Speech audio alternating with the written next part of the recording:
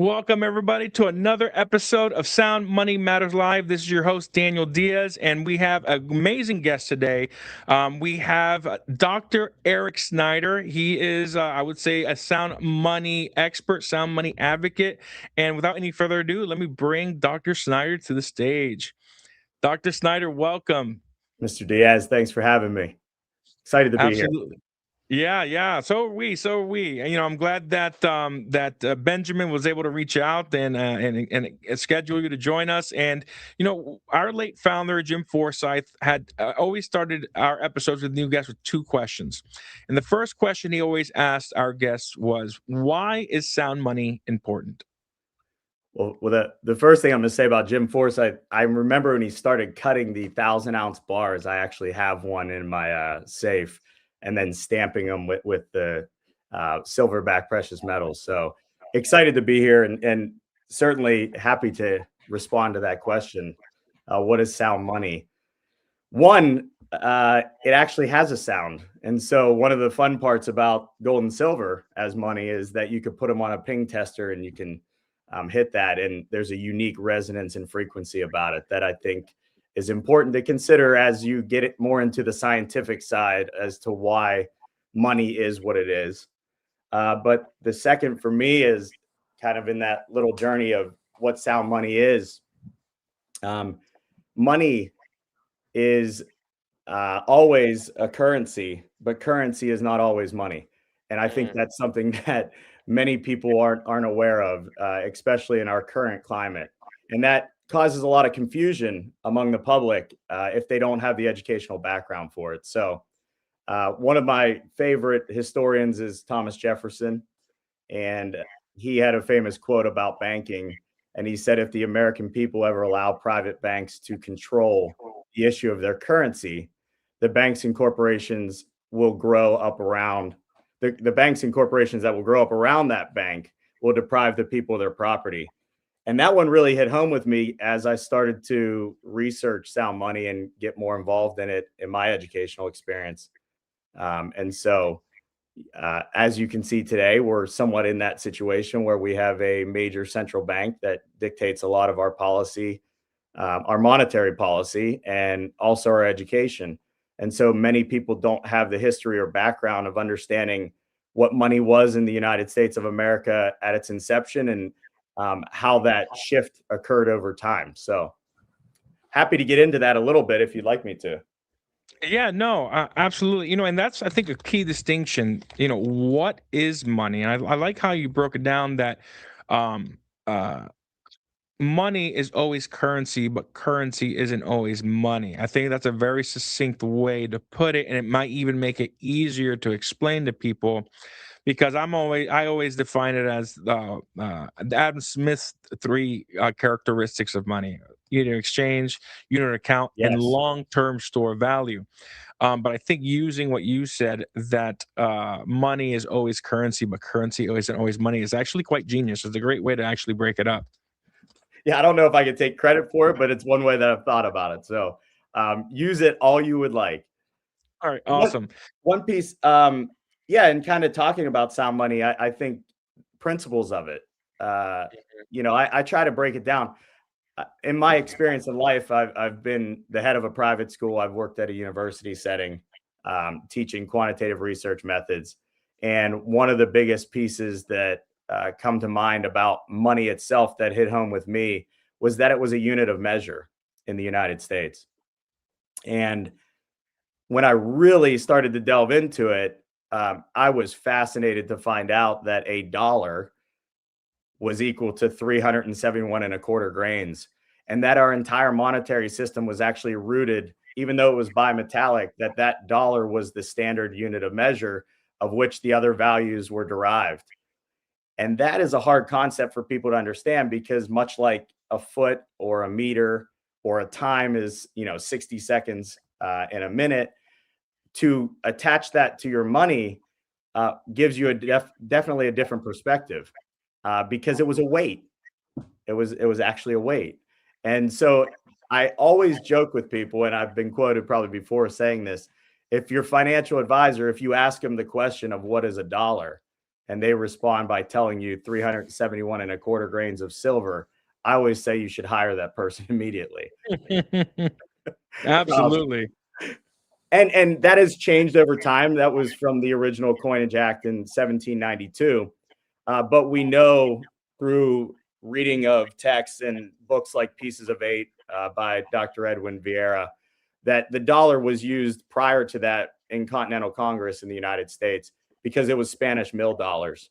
Yeah. And what our second Congress decided to do was to melt down those Spanish mill dollars and then establish what was the common unit of weight in silver, and then take a ratio of silver into gold and then copper into it was a penny weight, which was its own unit of measure, which was about Mhm. 24 grains. And they established it, and that held true for a very long time. And then we've had some central bank involvements over time too. So Yeah, and it's 20 penny weights to an ounce, so 20. I guess that's 480. What? How many grains to a penny weight? You said. it's 24. Oh, so yeah, 20. So it's 480 grains to the troy ounce. I'm Yep. assuming. Oh, Yes. look at that. Yeah, That so makes it a lot. works out perfectly. And I'm sure you see in the shop a little bit lately, but there's been somewhat of a craze about copper, and so people understand. Originally your dollar was silver, your gold eagle. It was actually in the Coinage Act as an eagle. An eagle could be nothing but gold. Yeah. It couldn't be a gold dollar. That was an impossibility, and that's the irony today because you and I deal in silver eagles all the time.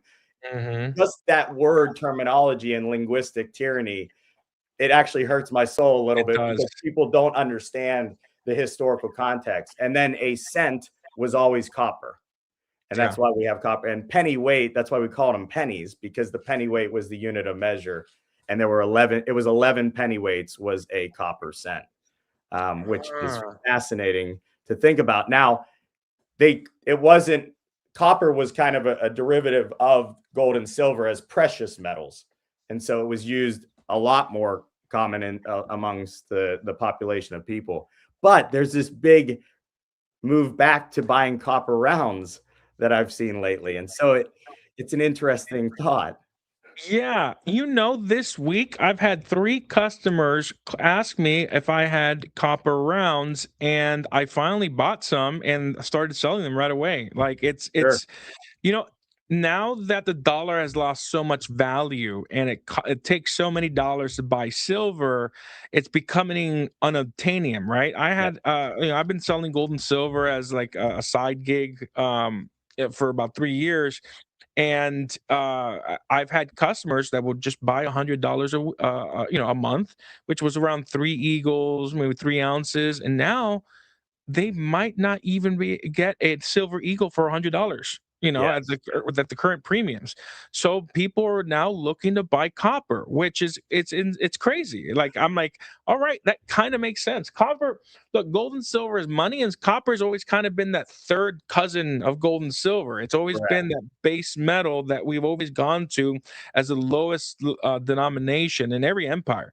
That's right. So now that the main currency of our nation is just basically devaluing to, I mean, not nothing, but it's like Sure. 99.9% of its value has been lost since we've gotten off the Bretton Woods system, and the silver certificates, and the backing of silver. It makes sense that we're going to start gravitating towards copper, to real, tangible commodities. And I have always known about the grains and the pennyweights and the coinage act of 1792. I like how you're connecting it to actual weights. And I used to work at a pawn shop, and we did everything by pennyweight. And we do everything with grams and ounces here, but pennyweight is how some of the refiners use to when we're doing the calculations to drop off, like say, gold and silver scrap. Sure. But it's interesting that historically, right, a gold eagle was basically a $10 piece, a double eagle is a $20 piece, a half eagle is $5, and a quarter eagle is $2.50. All right, and it's Yes. 0.1209 ounces for the quarter eagle, and you just multiply it by factors of 2 to get up to the double eagle. So it's interesting how we've gone there. But you kind of hinted when you were first talking about the penny weights, about your background. The second question that Jim Forsyth always asked was, "What is your background? How did you become a doctor? Sure. Why are you into sound money? Why did you become the sound money expert?" Yeah. By default, I think curiosity. So, ironically, grew up in southwestern Pennsylvania. Participated in college athletics. Moved out to Utah State, did a master's degree there. Was always in engineering background, and then transitioned into education. Did my PhD at the University of Kentucky. Studied basically quantitative research methods and policy, and then was hired as a faculty member at the University of Oklahoma for 3 years in a tenure track position. Did a lot of research there, and then had the blessing of having an opportunity to become a head of school. And in all of that educational experience, in my 9 years in higher education, nobody ever told me what money was. And these are very smart people, right? I don't doubt that part of their existence. But the fact that I would be in law classes and finance classes, and I'd be reading textbooks, and all of the textbooks would have monetary values in them. And then I realized that all of those values actually needed to be changed because they weren't consistent if it was a unit of weight or a unit of measurement. So a lot of these books became flawed to me. So through kind of that educational process, and then having to manage a private school budget, I got very concerned into 2020. Clearly, the world changing with COVID, about like, how do you secure your wealth and how do you secure assets? And when they turned the printing press on in the manner that they did, it certainly caused me to say, okay, how does this play out in the real world economy? And what is all the big money doing with their funds as everybody else is, receiving paper currency? Which inevitably led me to certain books. I would say The Creature from Jekyll Island is probably the first that most people. One of my personal favorites is Coin's Financial School. So if anybody has children or hasn't read this book, it's unbelievably great. And it's a short read, and it has visuals in it, but it talks about removing us from the bimetallic system. Then I started delving into the bigger books, your Pieces of Eight, which is a 2-volume set. And I really couldn't believe what I learned. I you kind of feel like you're lost on an island when you start telling people, like, you realize that our money, our currency, is backed by nothing. And they'll look at you like, what are you talking about? And then it's very difficult to explain that to somebody in a 5-minute setting, right? Like, what's your elevator speech going to be to get them to understand? And so I've been spending the last probably 5 years thinking about that extensively, about how to talk to family members, friends, which then resulted in me starting my own gold and silver company, basically to sell gold and silver products, and led me to the children's magazine that I think we put in the link there.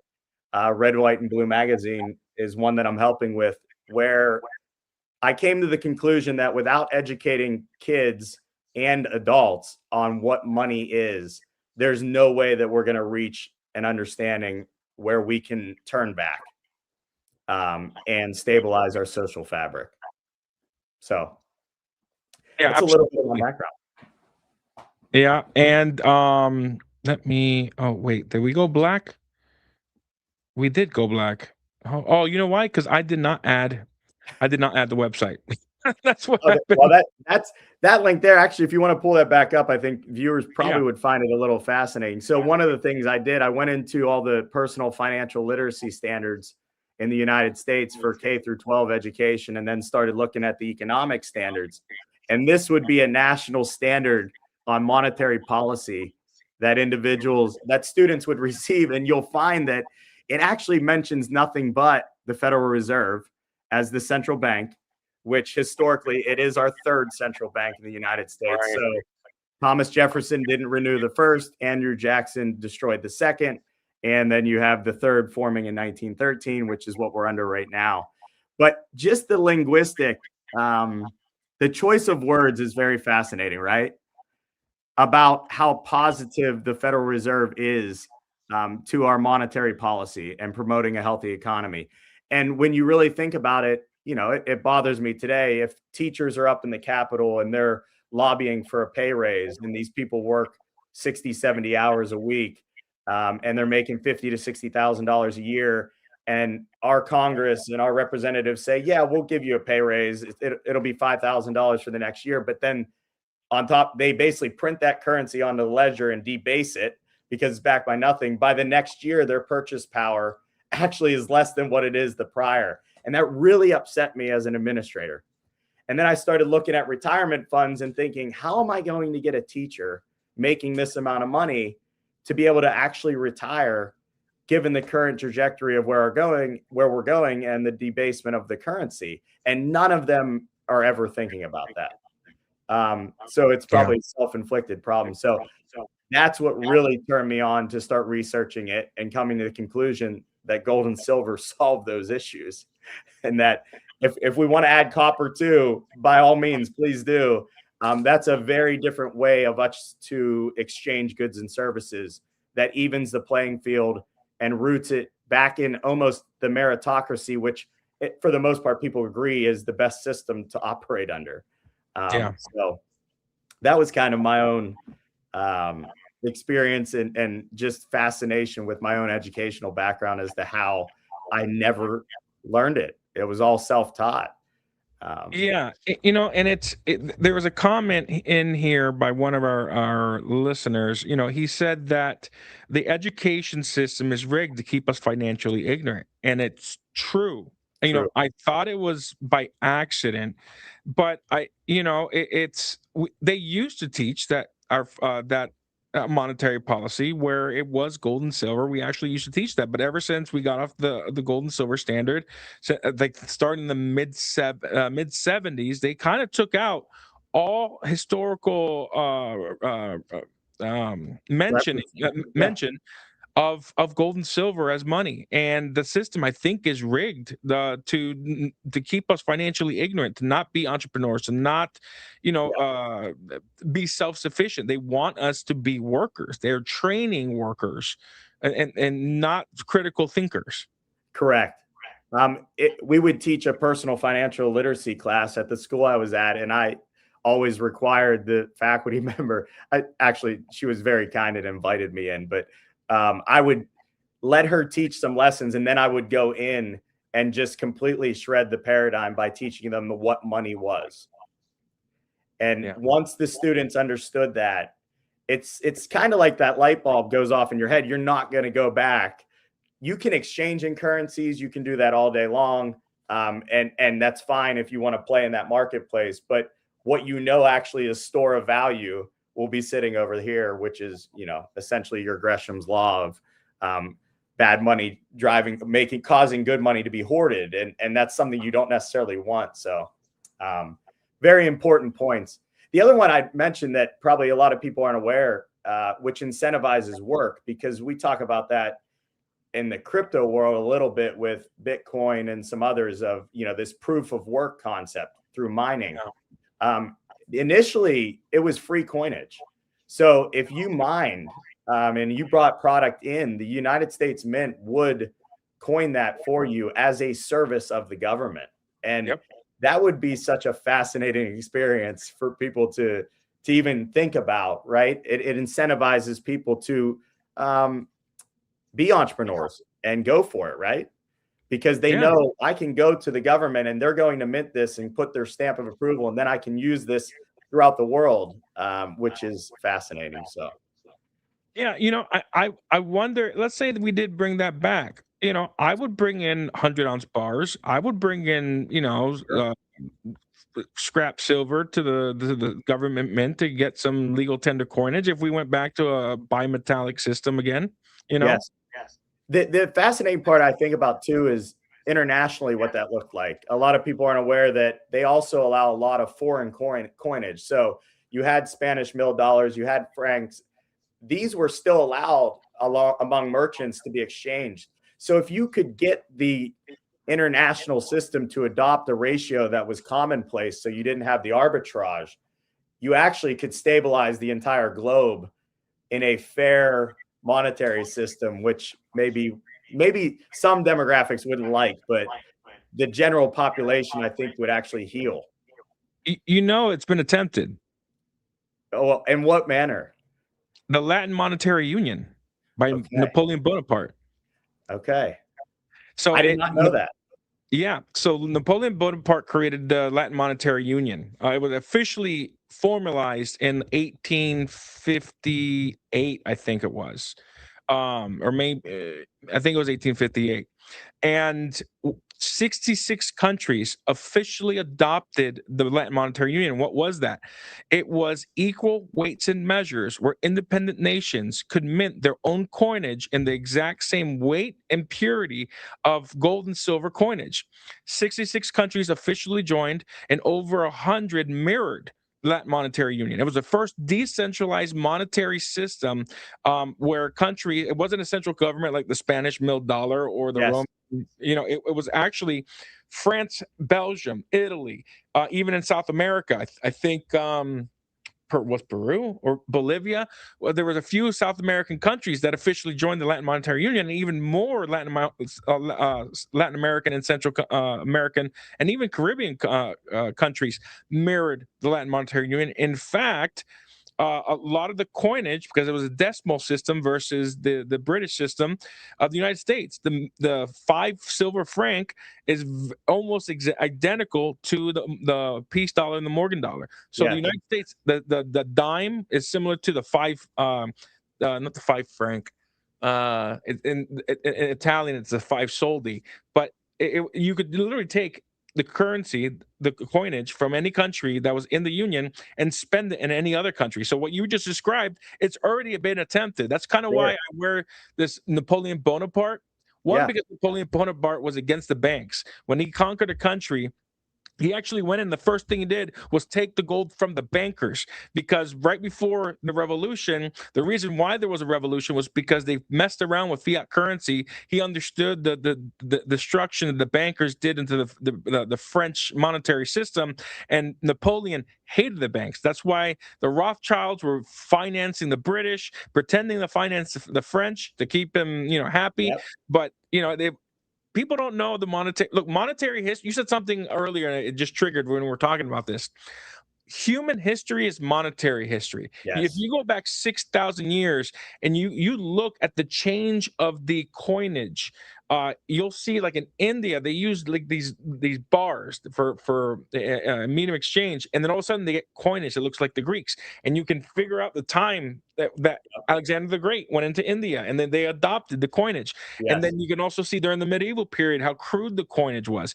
Right? It's fascinating to see human history in the coinage throughout the millennia. And I from the American history side of it, that isn't portrayed to our students or to our kids, it's never a conversation point. That was my biggest issue. It's like, how can we not have a history of money class? Even to just tell the basic things that I just told you, that we've had 3 central banks. These are basic things that everybody really should know about how your system operates, and that it has had ebb and flows, that certain presidents have tried to change it. Maybe that didn't work out very well for them. That there's a lot of history there that is tied to major world events that correlates with monetary history and what that means for the population. And knowing that allows you to be prepared to know how to protect your families. I mean, that's kind of the key, which Napoleon and Jefferson actually were quite good friends. A lot of people don't realize that, but when he purchased the Louisiana Purchase, and that's one of my theories, is that I think Napoleon realized he wasn't going to win that battle. And so he's like, we're going to sell you the U.S. to expand from sea to shining sea. We're going to sell you this for gold to pay some of these war debts, but you need to expand your territory in order to fight this battle, which is why Jefferson didn't renew the second central bank. And he was instrumental in our units of measure. He Yeah. was the one that established those units of measure, Yeah. Oh, which he did a research paper on why the Continental failed.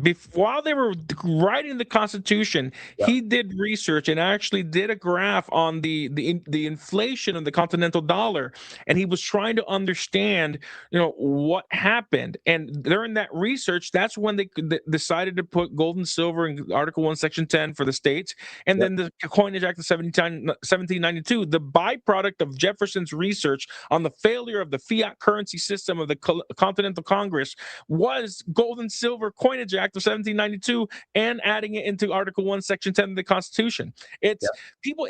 I love history and I love monetary history, and it just makes more sense when you understand what's happened. We sure, need to teach finance. That's what we're trying to do here at C4SM.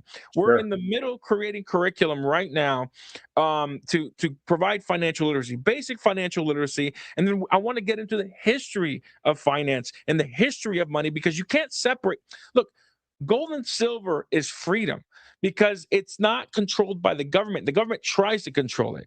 They try to print it. They try to confiscate it, use the coercive power of government to steal the wealth of the people. And that's all government does. Outside their required, their required duties, which is protecting their citizens from invasion and Sure. whatever. There's like two or three. I forget what the only responsibilities of the federal government are. But beyond that, they always try to control the money. And by controlling money, they control the people. And we need to educate people. Education breaks the shackles of tyranny because an educated people can't be controlled. That's right. And that's why I know people have different opinions about it, but what we're currently living through more likely than not will result in a currency reset. And that currency can either be backed by assets or Yep. not. Yeah. Because I think it's going to be hard to just go back to gold, silver, and copper and me and you taking it to a mint. But I don't think it's hard to say, no, it's backed by the full faith and trust of an audited, vault system where we know that every dollar is 100% backed like it was originally. And then people will be willing to utilize that currency again. If you try to reset it with another paper one, we know inevitably that's going to result in failure too. So by living through the pain, I think you have an opportunity, if you can educate the population, where this will never happen again to their children or their children's children. And Yeah. that's the key, right? In stabilizing your social fabric. People will say to me, like, well, why do you care so much? And it's like, well, as you return back to sound money, I think there's actually a correlation between your social fabric healing in society Yep. and your virtue and morality Yes. returning and sound money existing. And if you don't have that, it's just anarchy, right? Like Yeah. and Uh, that's uh, what we've seen playing out. The further we've gone away from it, the worse it's gotten. Yeah, there's a really good book. I haven't read anything. I've read a lot about sound money, Austrian economics, but this book is pretty new. It's written by a Bitcoin philosopher called Jimmy Song. It's called "Fiat Ruins Everything." It really pushes the case that Bitcoin will solve everything. But if you ignore the Bitcoin part Sure. uh, and just focus in on the book on how when we got off a gold and silver standard, fiat has literally ruined the nuclear family, education, the arts, sciences. Everything has been utterly not destroyed, but perverted Yeah. and corrupted because of fiat currency. It's a fantastic book. I think everybody should read it. Take the Bitcoin part with a grain of salt. I think Bitcoin is one of the best investments man have ever created. It's a great way to multiply your economic energy. I just don't think it's money. I don't buy into that narrative anymore that Bitcoin is digital gold. It's just a derivative of the dollar, like all other derivatives out there, right? Correct. I So mean, and you can view it Exter's pyramid. It will be a derivative of gold and silver, whether it wants to be or not. That's the key. And that's what people have to understand in looking even at the Bitcoin picture.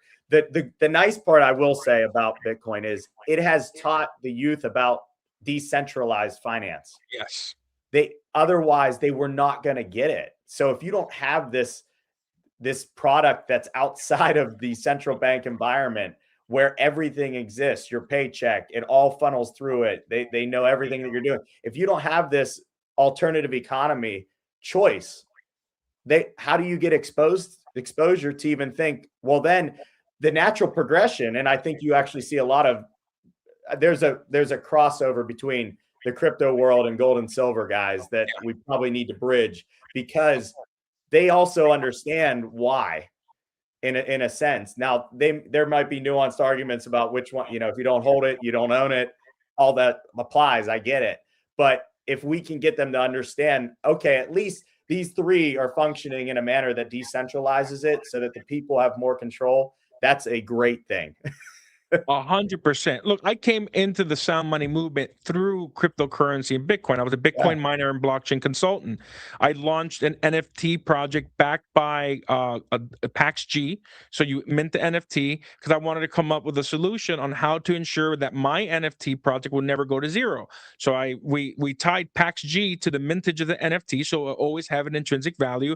And then we take the other half of the NFT value and mine it, and then do a split airdrop at PAX G and Bitcoin into our NFT holders' wallets only if they took a quiz on financial literacy and passed it. And they would only get the reward if they passed it. That's how we got around the Howey test and got around the securities.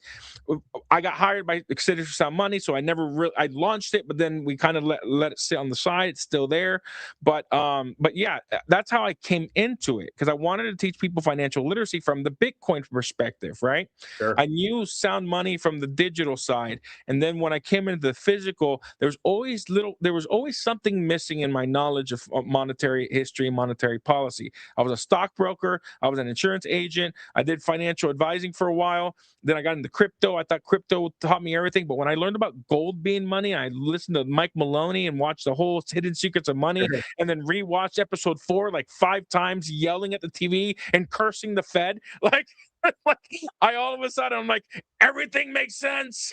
Like it was beautiful. Does. It's like really everything makes sense now. Everything makes sense. I'm not bashing Bitcoin. I'm bashing the idea that Bitcoin is money. Yeah. I think, right now, I think we're in the a capital rotation event, a super capital rotation event, where all derivatives and equities are going to have a major correction against gold and silver. And I think the best place to have your wealth, your economic energy, is gold and silver, because that's going to outperform for the next 8 to 10 years all markets. And then once that super cycle is done, I'm selling my gold and silver and going back into Bitcoin and other investments. Sure. But I think the wealth cycling in and out of gold and silver, we're now in a time where you want to be in gold and silver during this wealth cycle, this capital rotation event, to increase and protect your economic energy before we get back into investments. So I'm not bashing Bitcoin. I think Bitcoin is great to educate people on decentralization, but I do want to say this and plug my boy Napoleon Bonaparte. He did it first. I'm glad. I did not know that whole backstory, that all those nations adopted it as the unit of measure, which is awesome. I would say to the public too, everything's being inverted, and that's why Exter's pyramid is vital to look at. And if they haven't researched it, check it out. But basically, you have an inverted pyramid where gold is at the tip, but I always add silver too, because truly silver was our unit of measure as the dollar in the United States. So I think it's hard to not include that there. But if it's all a derivative of that, you have the food pyramid we just had flipped upside down. Everything's being inverted. So if you invert everything, it seems to be the right move as to where to go with your finances. And that's what I would tell people to consider, right? You have derivatives on the marketplace, you have land, you have all these assets. You have to take that into consideration. But at the end of the day, what constitutes what is money? We know it's gold and silver. It has been, it will continue to be, regardless of people trying to convince you otherwise. And so you have to learn why. And once you learn why, it's very easy to have the conversation. And honestly, you're going to wonder how you didn't know that sooner. It has been, look, when the Fed cut rates in August of 2024, I sold all my crypto, all my stocks, and put everything in the gold and silver. best financial. I done my research. I knew that we were going to see some type of major correction, some type of global financial system like crises, and I knew that once the Fed cut rates, that was the beginning. It was maybe a few months early, but I sold everything, put it in gold and silver. Best financial decision ever made. I'm like 98% in gold and silver. The only thing I have that isn't gold and silver is a little bit of fiat and need to survive. That's it, right? And Do you see that with a lot of individuals that come into the shop? Because most of the people I'm dealing with say kind of the same boat. At this point, they're like, yeah, we're going heavy. Yeah. Yeah, dude, I got people coming in going all in on silver, and people. You know what I love? I love the guys that come in the shop that are playing the gold silver ratio. Like Yeah. I can see the people, they have their percentages 60, 55, 50. I'm like, all right, then the next 45, I'm gonna have some more coming in 40. You're gonna start seeing people selling their silver for gold. So I've been, it's interesting. I love those guys who are playing. They're doing it right. They are. And one, this is a way to think about it too. And a lot of analysts, if you watch, and they're all awesome. I like Bill Holter because he says when this all plays out, you'll measure your wealth in weight or in ounces, Yeah. right? And I just say in weight because maybe they establish a new unit of measure, right? They could do that. Okay. Regardless, you're going to measure your wealth in weight. Yeah. That's a very powerful thought process because when you're watching YouTube channels, when you're watching all these analysts, everything they're telling you, silver is going to go to 300. It's going to go to 500. 500 what? They're Federal Reserve notes? At what point? It's a very important question, and I wish you could probably ask as you have guests come on. At what point do the major wholesalers like APMEX and SD Bullion, at what point do they stop taking Federal Reserve? I call them tokens, not a note, because a note has a legal requirement to it and a token does not. But at what point do they stop taking Federal Reserve tokens for physical gold and silver? I wonder that all the time. Like, look, like we're doing it because we're literally buying from the public, selling it, and we're making a spread, and we're using that spread to buy more metals from the public or buying it from wholesalers, right? It's different. When I started as my side hustle, I talked to Brett Stelfox from Golden Eagle Coin. I'm like, hey, how do I do this without like alt capital? He's like, work your stack. I'm like, what do you mean work my stack? He's like, take your personal stack, sell it. Like I know it sounds taboo, but sell it for a small profit. Call me before you sell it. Lock in the price. Then you know your spread profit, and then use that profit to buy more metals, and then grow your stack. That's what essentially at a coin shop. That's what you're doing. We're just dealing with a lot more velocity and a lot more cash. So yeah, we might be heavy in cash, but that's so that we can buy metals and we have a decent spread. So when that silver contract is force majeure, right? It's like if you're caught in that time point, what does that look like? That's where I struggle with it, thinking even in my personal life of like, okay, if I'm ordering a monster box, right? And I order it, and then over the weekend, every ounce of silver is gone. How do you, restore your stack in that manner? So yeah, at that point, like I will never be in 100% cash. That's not the goal. The goal is to continue to grow in our weight, right? That's for us at least, because we are sound money believers and advocates. Myself and my partners, we believe in sound money. And we're trying to look. What we're doing with this coin shop, I started as a side hustle because I'm like, look, if I'm promoting the use of sound money and protecting people's rights to do so by passing legislation and make it legal tender, I need to help get as many people and educate as many people as possible to get money in their hands and have it in their safe, right? So it kept going and kept going. As we've done this, and I've done more YouTube channels, I have people reach out to me. It's like, hey, do you know where I can buy gold and silver? Do you know what? I'm like, yeah, I can send you here. I can send you there. If you're close to me, I can sell you some stuff. And it's like, people are wanting to buy gold and silver from people that they trust, and they are going to educate them, and not feel they're getting taken advantage of. And that's what we're doing. We literally, there's a young kid, I forget his name. He's coming in every week now. The first time he came in, he sat down with me for 2 hours. It was one of the few slow days since we've been open. 2 hours just sucking in everything. sharp as a tack, and now he understands gold and silver is money, and he's dollar cost averaging every week. He's coming in buying $1,000 worth of silver. Doesn't matter what it is, and that's what And it changes their life. yeah, it changed your life. My landlord, I was having dinner. He owns a restaurant in the plaza here. I was sitting down with him talking about. We were just talking about the business, and I said, do you know who Mike Maloney is?" He's like, "No." He's like, when you get home, watch episode 4 of Hidden Secrets of Money. He came back to me. He's like, I watched it twice. It has changed my life. Yeah. Right? Episode 4, when you realize what the Federal Reserve is and how they're screwing you, the people, and stealing your wealth, and that we're paying taxes to fill the pockets of the bankers, and it's all pretty much a fraud, according to Mike Maloney, which it is. Yeah. I mean, it changes you. You can't, once you're red pilled like the Matrix, you can never go back. Right? You have to willingly ignore the truth, and that's hard to do on a day to day. Yeah, absolutely. Well, I think in my own life, I can tell you some stories. Recently, over the Christmas holidays, clearly, people reach out, and so I was at the head of the private school for 10 years, right? So I watched kids grow from kindergarten, the whole way through 10th grade, whatever that is, and one of them texted me in 2021. We went out to Utah and we toured the Goldback facility with some kids, and they all bought Goldbacks, right? And one of the students over Christmas, he texted me, he's like, "Doc, my Goldbacks are worth 3 times what I bought them for." I'm like, "Correct."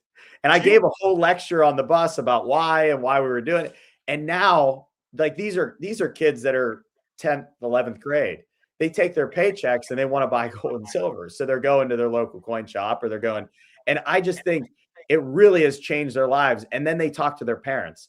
That's why even with the magazine that we're doing, the kids magazine, there's a lot of other stuff in it, but sound money principles is something we try to put in it so that the parents and the kids, I feel like if the kids understand it, their parents are a lot more apt to hear it from them.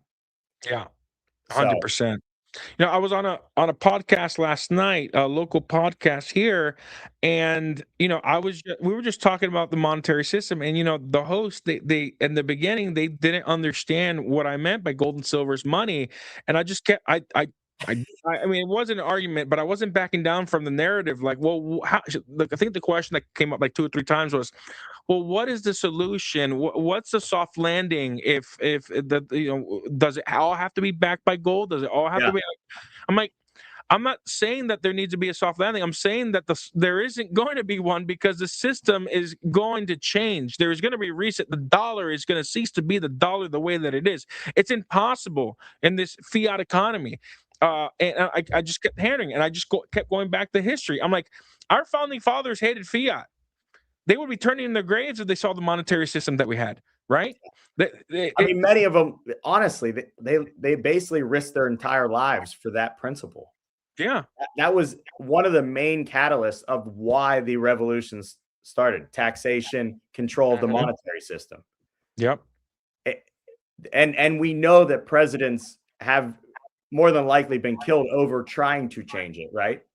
I mean, Andrew Jackson, we know, was shot and, handled his environment the way he did. Questionable, but Kennedy, I think that had something to do with it, him wanting to bring back the silver certificates. Yeah, Executive Order 11110, no doubt, played a role. Yeah. It's what, man, Dr. Snyder, I think I really like you as a guest, man. I think we can go back and forth. And I really want you to check out, I think it's LMU Coins, or the Latin Monetary Union. It has a list. It's not an entire list. I know the guy that has put together the Reddit group and the website. He's an American citizen, but he's a contractor out in Germany right now. But he has all the coinage of the Latin Monetary Union history. I would consider put it this way. I am the #1 collector in the world on the NGC registry for one set of coins of the Latin Monetary Union. For that small set of the entire Latin Monetary Union, I would say I'm one of the top experts in the world for that coinage. Like it's the Papal State coins for Pope Pius IX from 1866 to 1870. I have the #1 collection in the world, and but there's a small community of nerds that love the Latin Monetary Union who collect Latin Monetary Union coins, silver. Sure. It's a huge collection. It's like trying to collect the whole Morgan set. Yeah. Trying to collect the whole Latin Monetary Union set, that's a lot of money and it's going to take a lot of time. So you want to focus in on a subset, and I focus in on that state, the Papal States from 1866 to 1870, which were the only years the Papal States joined the Latin Monetary Union until they were conquered by Italy. Awesome. I need to check it out. I'll definitely do some research on it. And Yeah, I'm glad you actually let me know about it, because I'm thinking, what? Well, at least my idea was somewhat on point, right? If you can have that, if you can agree upon it with other nation states as unit of measures, you actually, I mean, just thinking about that in commerce, it applies, right? If you are selling a product outside of the United States and you go over and you want to exchange, they're going to exchange you a euro. It's like a euro backed by what? I want physical gold and silver. Well, if that's already established units, then it's easy for merchant exchanging of actually having a global trade system that has, some balance to it. And in most countries, it would be the denomination. So, like in France, it was a 20 franc. Same thing in Switzerland, a 20 franc. But in literally, it was the 20 lire. Was it the Netherlands? I think it was the Ducat. Maybe I don't know if they joined or not. But most of the European nations joined, and they had the name kroners. 20 kroners are the same, or drachma. 20 drachmas are the same as the 20 franc, gold franc. So they adopted the weights and measures, still kept the name of their currency, and it's fascinating. I think what you're thinking about, it's already been done, but I think it failed. Or collapsed after World War One. After World War One, most nations stopped using the Latin Monetary Union. They got off the gold standard to fund the war. It was really World War One that destroyed the Latin Monetary Union, and a few nation states stayed on the Latin Monetary Union until like the 70s or 60s, but most had fallen off after World War One. But it's what the European Monetary Union attributes as the precursor to the European Monetary Union. So Latin Monetary Union is the precursor to that. I don't like it because it's fiat, but it is what it is.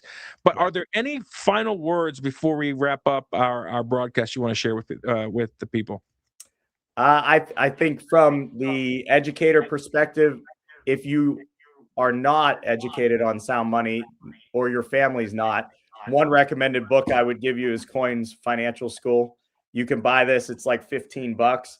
It's a great read. So if you have younger family members or nephews and nieces that don't know, you have to share it. I think at this point in time, it's vitally important that you share this information with your friends, families, colleagues, local business owners, because the changes that are coming, we know through monetary history, these are patterns of events, and we're in that pattern right now. And as gold increases in price, you could view it as that, as gold is at an all-time high, or you could view it as the Federal Reserve note is at an all-time low. So in its purchasing power.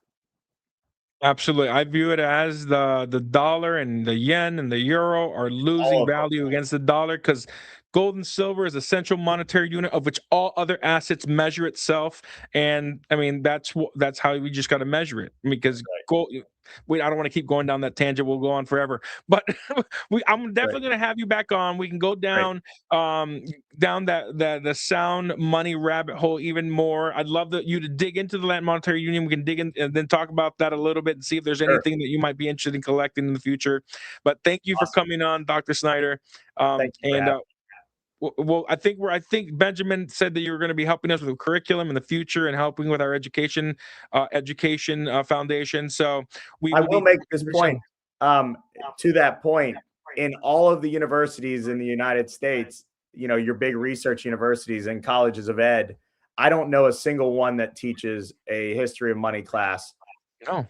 And I don't know a faculty member that's an expert per se.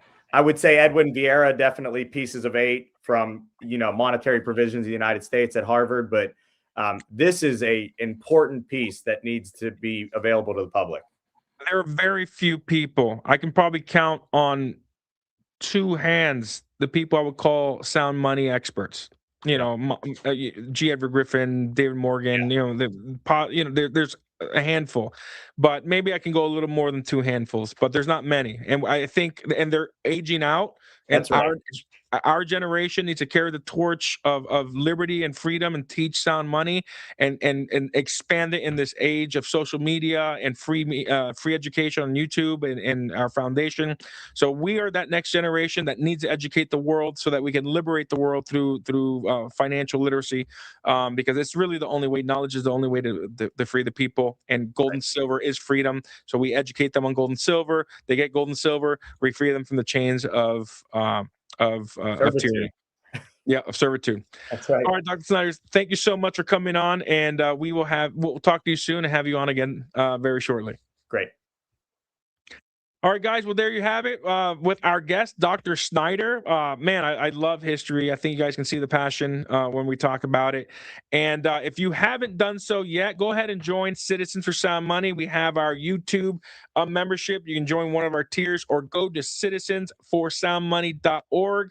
You can go to citizensforsoundmoney.org, click on membership, join our membership. We have a $25 membership or a $100 membership. If you join the $100 membership, you get a half ounce of digital silver. We're still doing that. It was an ounce. We cut it to half an ounce. We might need to do a quarter ounce if we keep going up and the dollar keeps losing value. So it's going to be basically $50 to join. $25, $50. You're going to get basically around $50 worth of silver from Kinesis if you join at the $100 membership. Well, thank you everybody so much. We'll catch you next week on Sound Money Matters Live, and we'll have a premiere this Friday at 7 p.m. God bless and have a great week.